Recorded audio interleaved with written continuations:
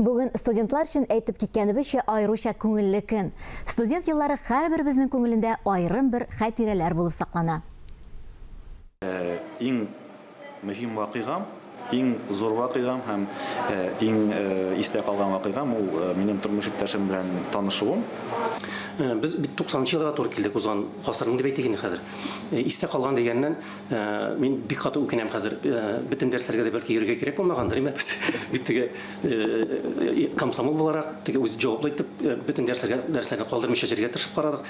Тулай тракта торасында университетка барып, лекцияләр тыңлыйсың, укысың.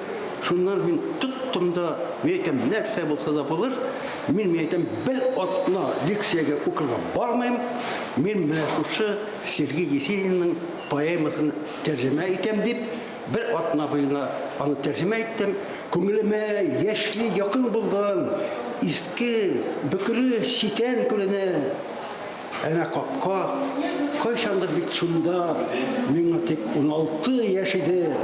Ак бөткәнчек япкан назлы бер кыз, миңа җитди генә юк диде.